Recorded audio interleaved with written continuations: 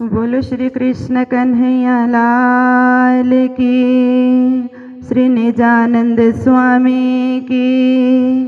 बोलो श्री प्राणनाथ प्यारे की, गुरु जी 108 मंगलदास जी महाराज की, समस्त सुंदर साथ की। अनिहार झीलना रंग सुहामना रे,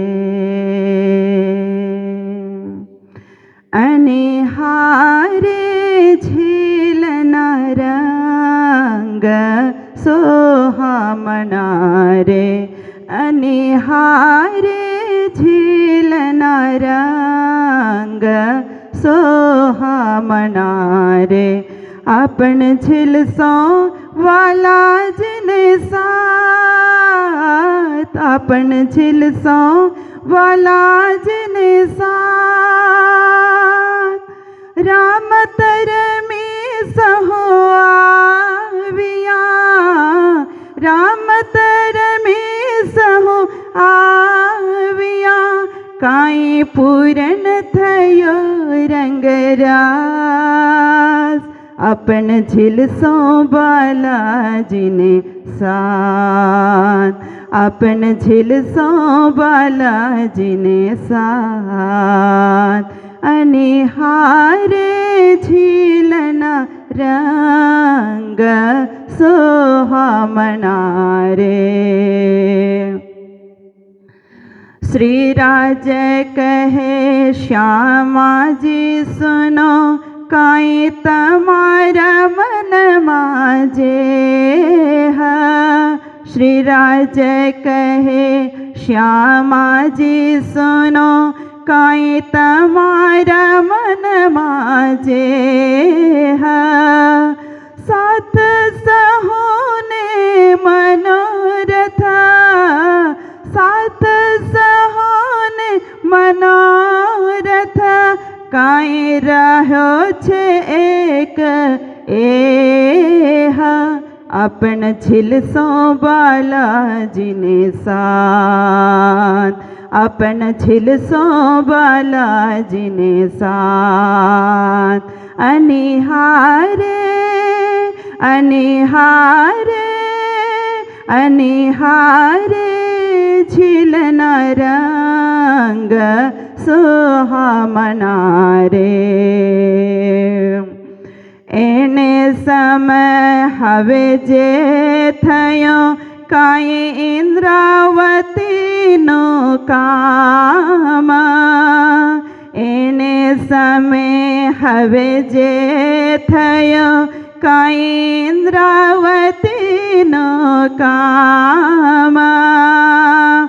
विध विध विलसी वारसो, विध विध विलसी वारसो, भाजी है आड़ानी हाम।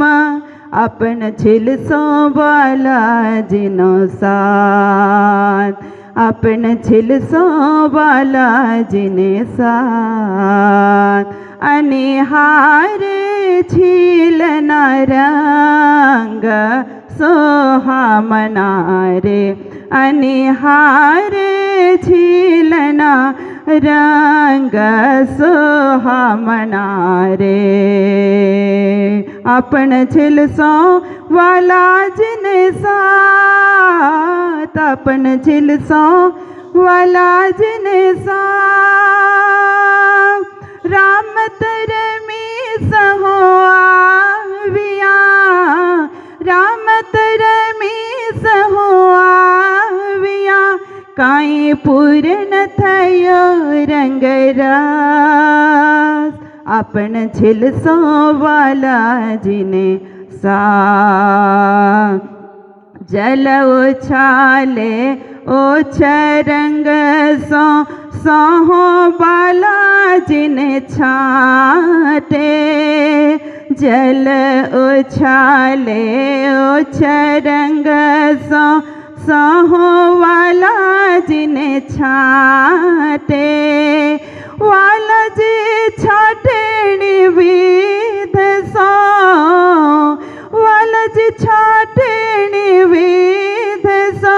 ત્યારે સર્વના સંતિઓ કાઠે, ત્યારે સર્વના સંતિઓ કાઠે, આપણ છિલસો વાલાજીને સાથ, અને હારે છિલના રંગ સુહામણા રે, વેણ ભલે આરોગવા કઈ શોભિત જુજવી પાત, વેણ મલે આરોગવા કઈ શોભિત જુજવી પાત, સો સખી સો ઇન્દ્રાવતી, સો સખી સો ઇન્દ્રાવતી, થયા પ્રિસને ભલી ભાત,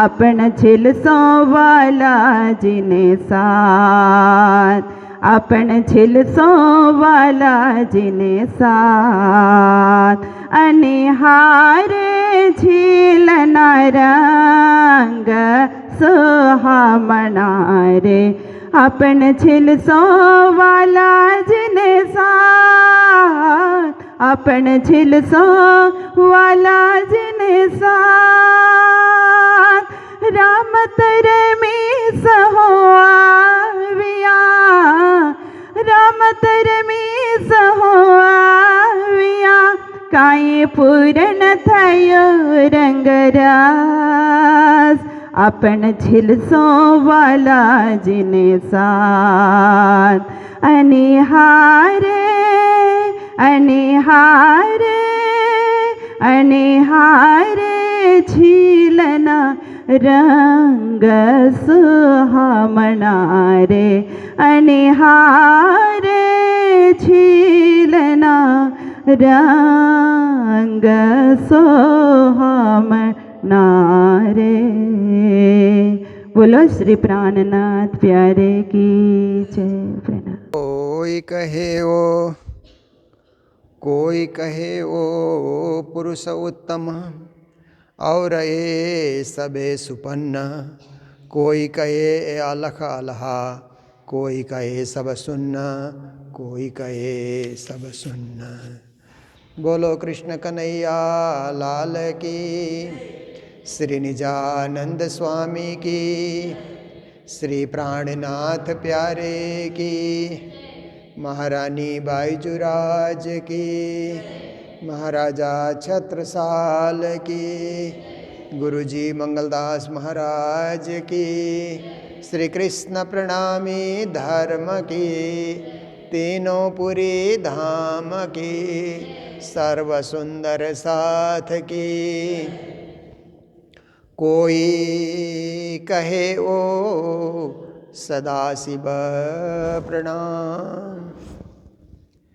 उपस्थित धर्मप्राण शिरोमणि सुंदर साथ जी, माताएं, बहनें, भाइयों, बहुत ही सुंदर अवसर, बहुत ही सुखद अवसर, प्रातःकाल की बेला, अच्छी बेला, उठने वालों के लिए अच्छी बेला, सोने वालों के लिए भी अच्छी बेला।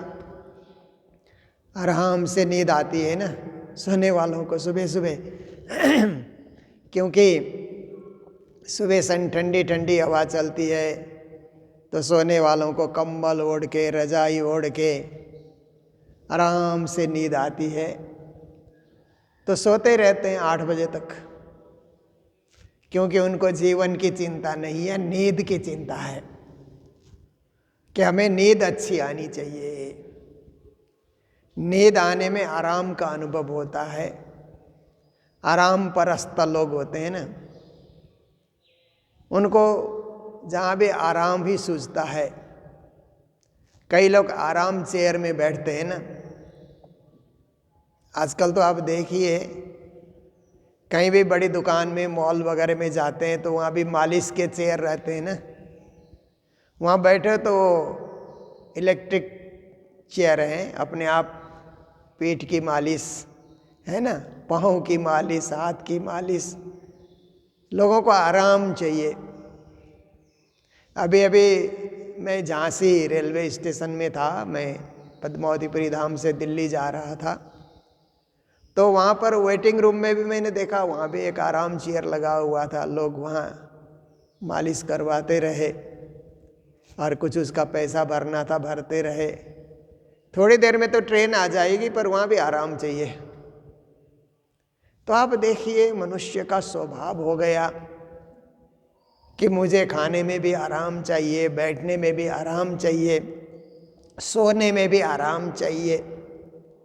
आराम परस्त लोगों का शरीर क्या है, निष्क्रिय हो जाता है धीरे धीरे जा करके।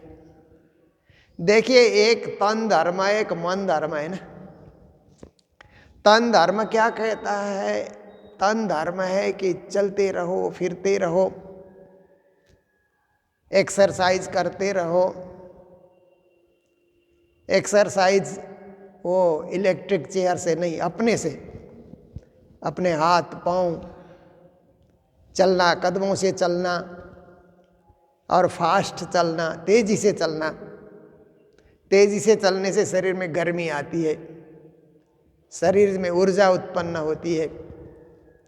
तो ऐसे ही अब थोड़े बुढ़े बीमार हो गए तो ठीक है, इतना तेजी से नहीं चल सकते तो धीरे से चलो। शरीर जितना चलायमान होता है, शरीर स्वस्थ होता है। अपने से चलते रहो, घर के रूम में भी चलते रहो। जैसे भोजन करते ही शाम को क्या होता है कि भोजन करते ही लोग बेड पकड़ लेते हैं ना, सो जाते हैं। कम से कम 100 कदम चलना चाहिए भोजन करके। भोजनांते शतपदम गच्छेत कहते हैं ना, हमारे आयुर्वेद में लिखा है कि भोजन करने के बाद कम से कम 100 कदम तो चलो, आपके पेट में भोजन सेट हो जाए, पचने लगे, पाचन क्रिया सही हो जाए। तो तन धर्म में जितना चलोगे उतना शरीर आपका स्वस्थ रहेगा। और एक मन धर्म है, मन जितना स्थिर होगा उतना स्वास्थ्य अच्छा होता है। मन चलने लगेगा ना तो आप अस्वस्थ हो जाओगे, बीमार हो जाओगे, मन घूमने निकलेगा। मन घूमता है ना कभी कभी, एक बात सोचो तो मन घूमते घूमते घूमते पता नहीं कहाँ पहुँच जाता है, लौट करके बड़ी देर से मन आता है। ऐसे मन घूमने लग जाए और तन बैठ जाए, तन आराम चेयर में बैठ जाए और मन घूमने लगे, तन बिस्तर में बैठ जाए, मन घूमने लगे, तो पूरा बीमार हो जाएगा वो। क्योंकि मन के घूमने से मानसिक अशांति बढ़ती है। मन जितना भ्रमण करता है उतनी अशांति बटोर लेता है, तन जितना घूमता है उतनी शांति बटोर लेता है। और मन जितना घूमता है उतना अस्वस्थ, व्यर्थ चिंतन, फालतू बातें, फजूल की बातें मन सोचने लग जाता है। उल्टी उल्टी बातें, अनावश्यक बातें मन सोचने लगता है ना, उससे तो स्वास्थ्य खराब ही होगा। उससे आपको भूख नहीं लगेगी, पाचन क्रिया रुक जाती है। मन ज़्यादा टेंशन में आ जाने से पाचन क्रिया भी रुक जाती है, शरीर की घड़ी भी बिगड़ जाती है। देखिए, शरीर की भी एक घड़ी है ना, एक घड़ी तो हम हाथ में बांध करके या दीवार में लटका करके देखते रहते हैं। आजकल तो मोबाइल में ही घड़ी है, इसीलिए और घड़ी की ज़रूरत भी नहीं पड़ती। तो एक शरीर की घड़ी भी है। शरीर की घड़ी कैसे चलती है? सुबह समय से उठना, समय से खाना नाश्ता करना, समय से भोजन करना, समय से अभी दिन में चाय वगैरह या जो भी पीते हैं। आजकल तो ग्रीन टी का सिस्टम भी बहुत चला है ना, जो आप पीते हैं वो भी समय से आप पी लें और रात्रि का भोजन भी समय से करें, तो शरीर की घड़ी को पचाने में भी समय लगता है। रात्रि का भोजन आपने 12 बजे रात को कर दिया तो शरीर की घड़ी को पचाने के लिए वो समय नहीं मिला, सुबह उठने का टाइम हो जाता है। शरीर की घड़ी में विश्राम का भी समय है, क्योंकि हमारे कई इंद्रिय सो जाते हैं। जब हम विश्राम करते हैं तो हमारे पाँव भी सो जाते हैं, हाथ भी सो जाते हैं। उस समय आप देखिए बहुत सारे इंद्रिय हमारे सो जाते हैं, कान रूपी इंद्रिय भी सो जाता है, कुछ सुनाई नहीं देता। आप सो जाते हैं तो कभी कभी मोबाइल की घंटी बजती है, नहीं सुनाई देता है, कान रूपी इंद्रिय सो गया। आँख रूपी इंद्रिय भी सो जाती है, आंखें बंद होती है जब आप सोते हैं तो इसी तरह से ये जिह्वा जो है ना, जो हमारे मुंह के अंतर्गत है, रसना, वो भी सो जाती है। हम जहाँ से बोलते हैं, भोकल कट बोलते हैं ना, बोली बोलते हैं, ये भी एक इंद्रिय है, कर्मेंद्रिय में, ये भी सो जाता है। तो इस तरह से आप देखिए, पर नहीं सोते हैं तो हमारे हृदय की गति, भले आप कितना भी शरीर विश्राम कर ले, हृदय की धड़कन चलती रहेगी। वो सो गई तो आप फिर जीवन भर के लिए सो गए, फिर तो आपकी जीवन यात्रा ही पूरी हो गई। किडनी का फंक्शन भी चलते रहता है और हमारे लंग्स का फंक्शन भी चलते रहता है, श्वास लेना छोड़ना, ये क्रिया भी चलती रहती है। ब्लड सर्कुलेशन है, ये भी चलते रहता है। आप देखिए, तो कुछ इंद्रिय हमारे ऐसे हैं कि चलायमान है। ये शरीर रूपी घड़ी है, शरीर रूपी घड़ी के ये कांटे हैं, ये अपनी अपनी गति से सब चल रहे हैं। उसमें कुछ आपने इधर उधर कर दिया, अनियमित कर दिया, शरीर रूपी घड़ी फिर मानता नहीं है। इसलिए एक तो शरीर रूपी घड़ी अंदर से चल रही है, एक फिर जो इंद्रिय हमारे सो जाते हैं उनको चलायमान करना पड़ता है। जागने के बाद पाँव से भी चलना, पाँव को भी चलायमान करना, हाथ को भी चलायमान करना, कान को भी एकदम स्थिर रखना, और इसी तरह से आप देखिए कि आँखों को भी एकदम धो धा करके उसको भी सही रखना। ये सब क्या है कि शरीर को क्रियाशील रखना, शरीर को चलायमान रखना, ताकि स्वास्थ्य हमारा अच्छा रहे। स्वास्थ्य अच्छा रहेगा तो भक्ति अच्छी होगी, सेवा अच्छी होगी, धर्म अच्छा होगा और कल्याण भी हमारा अच्छा होगा। तो देखिए, अब मन जब ज़्यादा घूमता है तो शरीर की घड़ी बिगड़ जाती है, क्योंकि मन ज़्यादा सोचेगा तो नींद नहीं आएगी, नींद नहीं आएगी तो ऐसे ही आप अस्वस्थ हो जाओगे। मन ज़्यादा सोचेगा तो दिमाग भारी हो जाता है, दिमाग गर्म भी हो जाता है, ब्लड प्रेशर भी हाई होने लगती है। आप देखिए, तो देखिए कि मन ज़्यादा घूमने से हमको बहुत बीमार कर देता है। इसीलिए हमारे शास्त्र कहते हैं कि तन को घुमाओ, मन को स्थिर रखो। और श्री प्राणनाथ जी महाराज ने भी इस बात की पुष्टि की। मन को कहते हैं कि मन के हारे हारिए, मन के जीते जीत, मन ही देवे सतसाय भी, मन ही करे फजीत। मन को भक्ति में लगाओ तो मन सही दिशा में जाएगा और मन से आप सब कुछ जीत सकोगे।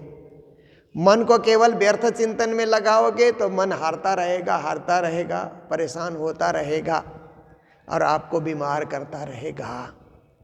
तो हम मन को स्थिर करने के लिए हम बैठे हैं। शरीर तो हमारा स्थिर है।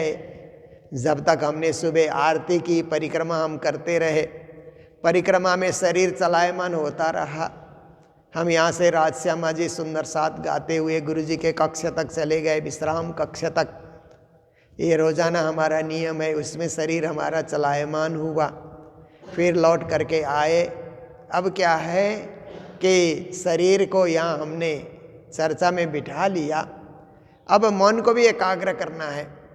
मन इधर उधर भागे नहीं, चर्चा में ही बैठे और मन में एकाग्रता आ जाए, कंसंट्रेशन आ जाए, तो हम स्वस्थ रहेंगे, दीर्घायु रहेंगे और दीर्घ जीवन तक, दीर्घ समय तक राज्य की भक्ति करते रहेंगे। हम दीर्घायु क्यों चाहते हैं? राज्य की भक्ति करने के लिए, दुनिया के मौज मस्ती देखने के लिए नहीं, लंबे समय तक राज्य की हम भक्ति कर सकें, इसलिए हम दीर्घायु जीवन की अपेक्षा रखते हैं। तो आइए, वेदांत का प्रसंग चल रहा है, इसलिए वेदांत का प्रसंग ऐसे थोड़ा शुष्क भी लगता है। जिनको इसमें रुचि नहीं होती है, वेदांत में जिनका प्रवेश नहीं है, उनको वेदांत ज्ञान जरा शुष्क अनुभव होता है। पर जिनको वेदांत में प्रवेश हो जाता है, अथा तो ब्रह्म जिज्ञासा, यहाँ से वेदांत में ब्रह्म जिज्ञासा हम करके ही रहेंगे, ये जब मन में भावना जगती है तो इसमें फिर रस आने लगता है। श्री जी महाराज उन वेदांतियों को, उन ब्रह्मदर्शियों को और उन ब्रह्मवादियों को सूरत में बैठ करके चर्चा सुना रहे हैं, जो प्रसंग हमारा कई दिनों से चलता आ रहा है। तो वे क्या कहते हैं श्री जी के सामने, कोई कहे सदाशिव, कहते हैं सदाशिव ही सबसे बड़े हैं। एक तो है शिव, रुद्र जिनको कहा जाता है, ब्रह्मा विष्णु महेश भी कहा जाता है, उनके कई नाम हैं।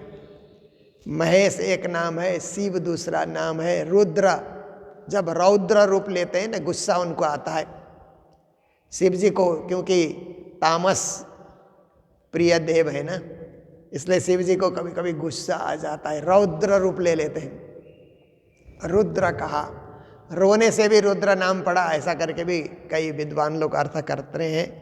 तो ये तो शब्दानाम अनेकार्थ कहते हैं, शब्दों के अनेक अर्थ निकाले जा सकते हैं। तो सदाशिव किसको कहते हैं कि भगवान नारायण में पांचों अंग जुड़े हुए हैं, जैसे ईश्वर, विष्णु, ब्रह्मा और रुद्र, ये सब एक साथ हो जाते हैं भगवान नारायण में, तो उन्हीं को सदाशिव कहा जाता है। विराट का जब हम लोग अध्ययन करते हैं पाताल से परम धाम, तो वहाँ सदाशिव का स्वरूप दिखाया गया है कि कैसे शिव के पलंग पे वो लेटे हुए हैं, ऐसे लेटे हुए भी हैं, पलंग भी है, ऐसे करके चिदानंद लहरी करके भी उनको कहा गया है। तो ये सब क्या है कि शिव का ही एक अनंत रूप है। शिव का एक पक्षीय रूप रुद्र हुआ, अनंत रूप में वो सदाशिव कहे जाते हैं। तो कुछ लोग कहते हैं और न कोई देव, ये सदाशिव ही सबके मालिक, सबके स्वामी, सर्वेश्वर, इससे परे कुछ नहीं, और देवी देवता इनके नीचे हैं, ये भी कुछ वेदांतियों का मानना है। कोई कहे आदि नारायण करत कमला जाकी सेव, कुछ लोग कहते हैं कि आदि नारायण जो है ना, जो प्रारंभ में जिन्होंने एको हम बहुश्याम कहा, हिरण्यगर्भ से जो प्रकट हुए ना, हिरण्यगर्भ समवर्तताग्रे भूतस्य जात पतिरेका आसित, ये जो है ना वेद मंत्र है ना, पहले हिरण्यगर्भ तैयार हुआ, और उस हिरण्यगर्भ में, हिरण्य मतलब सोने को कहा जाता है, सोने का अंडा तैयार हुआ, और वर्षों तक सोने का अंडा शून्य में तैरता रहा, और काल कर्म स्वभाव से उस अंडे में एक जीव पैदा हुआ। अंडा फटा तो जीव बाहर निकला, जीव जैसे ही बाहर निकला तो चारों ओर माया का विस्तार उसने देखा। तो अब क्या मुझे इसी माया में घर बना करके रहना पड़ेगा, ऐसा वो जीव सोच रहा था। तो नार माया को कहा जाता है, अयन घर को कहा जाता है। माया में ही घर बनाने की सोच जिसने रखी उसका नाम नारायण हुआ। ये भागवत का वर्णन है, ये कथा भागवत में आती है। तो इससे हमें पता लगता है कि नारायण भगवान पहले नहीं थे, फिर हिरण्यगर्भ से प्रकट हो गए। ये हमें पूरा पूरा ज्ञान मिल जाता है। तो कुछ लोग कहते हैं जो आदि नारायण हैं वही सबके स्वामी हैं। करत कमला जा की सेवा, कमला जिनकी सेवा करती है, महामाया सेवा करती है। कमला लक्ष्मी जी को भी कहा जाता है। तो जिनकी सेवा करती है वो जो आदि नारायण है वो सबसे परे हैं, ये भी कई लोगों का विश्वास है। श्री जी ने उनकी बातें भी सुनी। और फिर कोई कहे आदे आद माता, कुछ लोग कहते हैं कि जो आदि माता है ना, सुमंगला शक्ति जिनको कहा जाता है, विराट पट में जो समग्र सृष्टि की माता है ऐसा माना जाता है।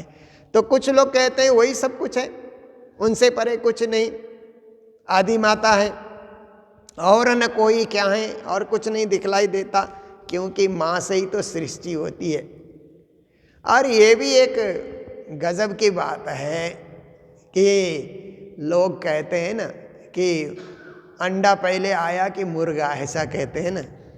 ये एक पहेली है, समझने की पहेली है। अब मुर्गा नहीं है तो अंडा कहाँ से आया, और अंडा से ही तो मुर्गा पैदा हुआ है, ऐसे सोचा जाता है। तो माया पहले कि ईश्वर पहले? माया ही तो सबकी रचना करती है, इसे ईश्वर को भी माया ने पैदा किया। ब्रह्मा विष्णु रुद्र जाए भय तीनों की नार, निर्लेप काऊ ना लेप ही नारी है पर नाही आकार। त्रिदेव को भी जो जन्म देने वाली जो महामाया है वही सब कुछ है। पर महामाया किसकी है? अगर इसकी खोज की जाए तो ब्रह्म की माया है वो। इसलिए माया पहले के ब्रह्म, ऐसा हम खोजी करते जाएंगे तो पहले तो ब्रह्म ही आता है, पहले मुर्गा ही आता है। तो इसी तरह से यहाँ पर कहते हैं कि कई लोग माता को ही सब कुछ मान रहे हैं। फिर शिव नारायण सबे या थे, शिव नारायण इन्हीं से पैदा हुए, या बिना कछुए ना, इनके बिना कोई और नहीं है, ऐसी मान्यता लेने वाले भी बहुत सारे वहाँ पर वेदांती लोग वहाँ आकर के इकट्ठे हो जाते हैं। कोई कहे कर्म करता, और कुछ वेदांती कहते हैं कर्म ही ब्रह्म है। हमारे 2 शास्त्र है ना, 6 शास्त्रों में, जैसे न्याय शास्त्र है, मीमांसा है, सांख्य है, पतंजल है, वैशेषिक है, वेदांत है, ये हमारे 6 शास्त्र है।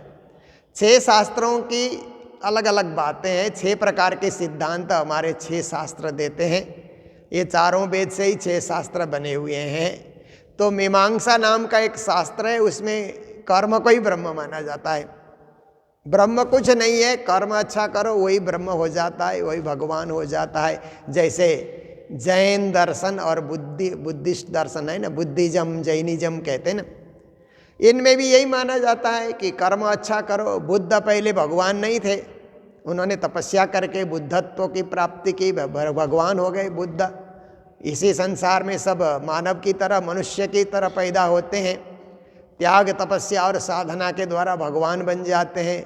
जैसे बुद्ध बने, जैसे महावीर बने जैनियों में, और 24 तीर्थंकर बने, वो क्या है? त्याग और तपस्या से भगवान बने हैं। ऊपर कोई भगवान नहीं है, यहीं से कर्म अच्छा करके ही कोई भगवान बन सकता है। ये मीमांसा दर्शन में भी ये सारी बातें आती है। तो श्री प्राणनाथ जी महाराज कहते हैं कोई कहे या को कर्म करता, कर्म से ही कर्ता जब कर्म करता है तो वही ब्रह्म है। ऐसे करके भी मीमांसा के मानने वाले, उस दर्शन शास्त्र को मानने वाले श्री जी से बातचीत कर रहे हैं। सब बंधे आवे जाए, और ये कर्म के बंधन में ही सब बंध जाते हैं, आते हैं जाते हैं, कर्म ही सबको नचाता है। अब लॉ ऑफ एक्शन कहते हैं ना इंग्लिश में, जो लॉ ऑफ एक्शन है उसी में लोग रमे जा रहे हैं। तीनों गुण भी कर्मे बांधे, और 3 प्रकार के गुण भी कर्म से ही उत्पन्न होते हैं। जैसा कर्म करता है वैसे ही गुण उत्पन्न हो जाते हैं। अच्छा कर्म करेगा सतगुण उत्पन्न होता है, नेतृत्व करेगा रजोगुण उत्पन्न होता है, गुस्सा करेगा तमोगुण उत्पन्न होता है। तो ये कर्म से ही 3 गुण उत्पन्न हो रहे हैं। सो फेर फेर फेरे खाए, फिर 3 गुण में जीव चक्कर काटते रहता है, फेरा खाते रहता है। कभी सतगुण आता है, कभी रजगुण आता है, कभी तमगुण आता है।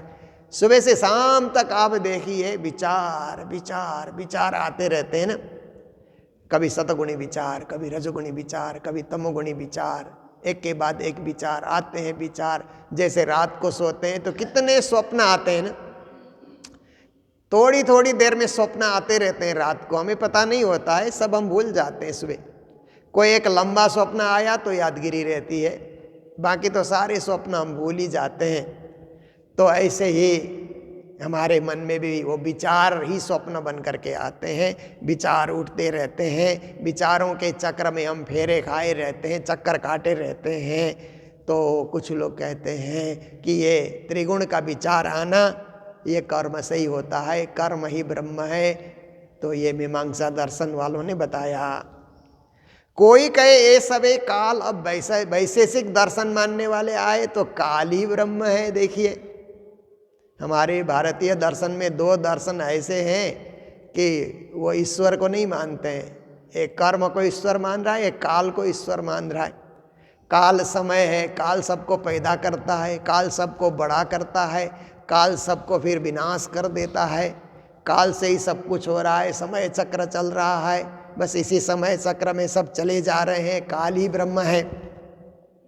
तो 6 दर्शन शास्त्र में न्याय दर्शन में आत्मा ब्रह्म माना जाता है, आत्मा ही ब्रह्म है, जो श्री जी महाराज ने कल की चौपाई में बताई, आत्मा ब्रह्म है। मीमांसा दर्शन है तो कर्म ब्रह्म है, ऐसा करके माना जाता है।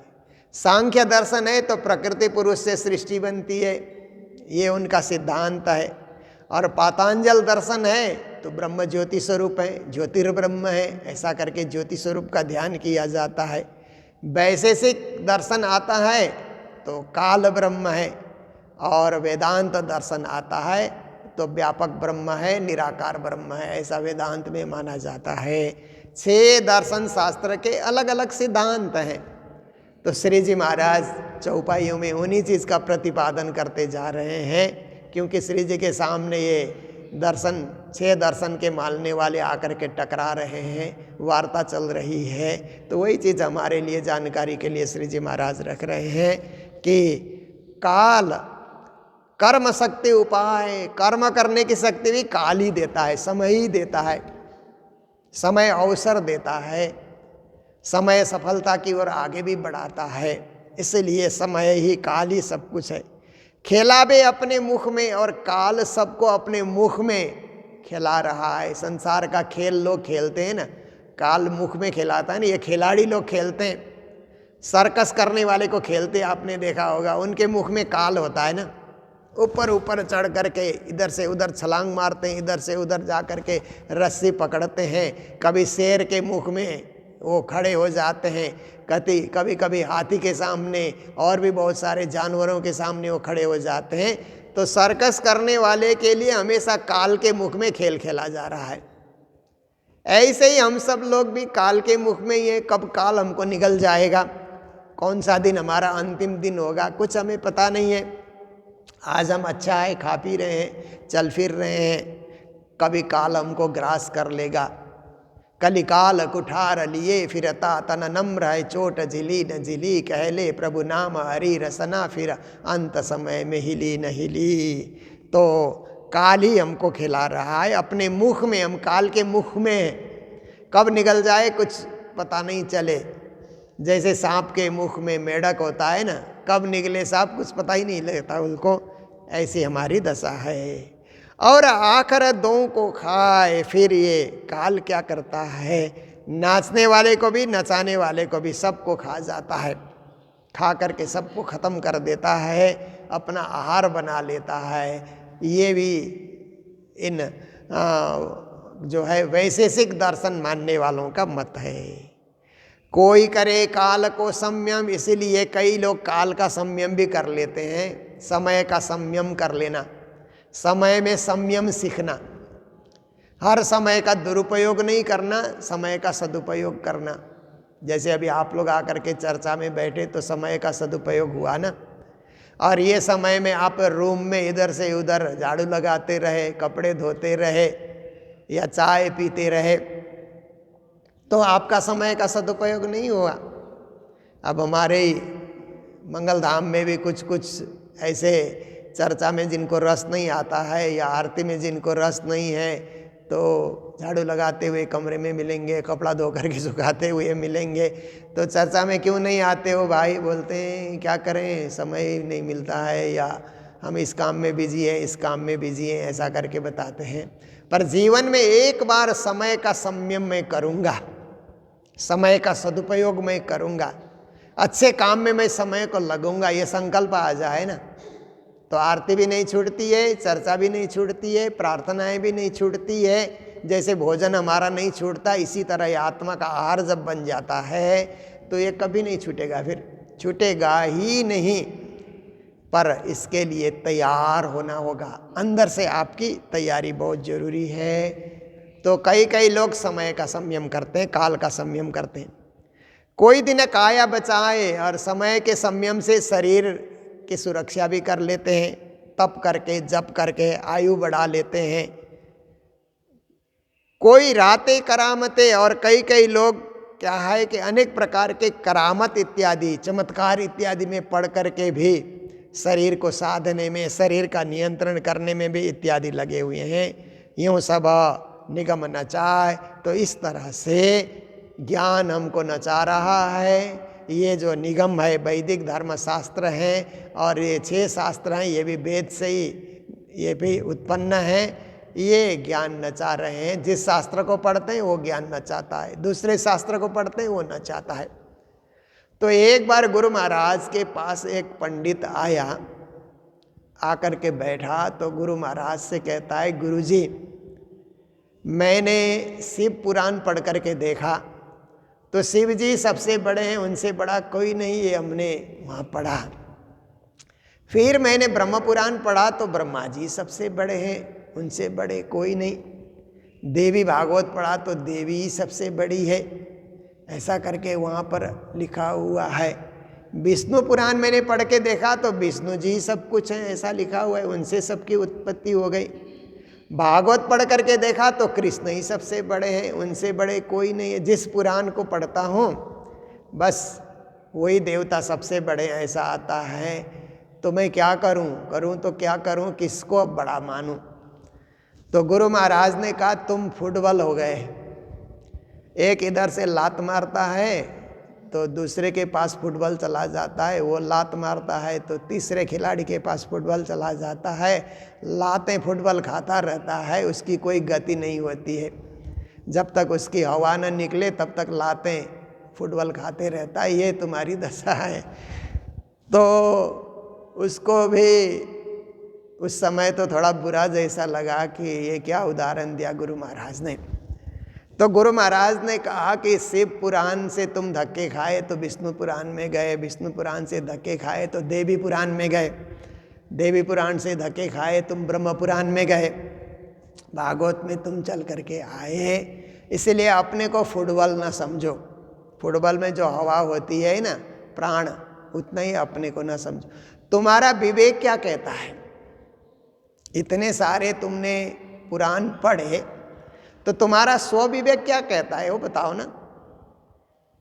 तो कहता है स्व विवेक तो हमारा यही कहता है कि भागवत ही सबसे बड़ा पुराण है, महापुराण है, सबका सार है।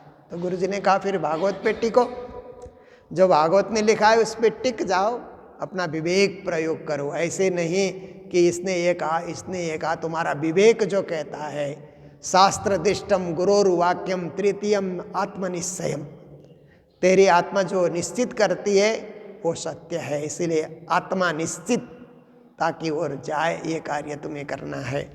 तो बहुत अच्छा लगा उनको, बाद में बहुत खुशी भी हुई, और गुरु महाराज ने और अच्छी अच्छी बातें भी उनको बताई।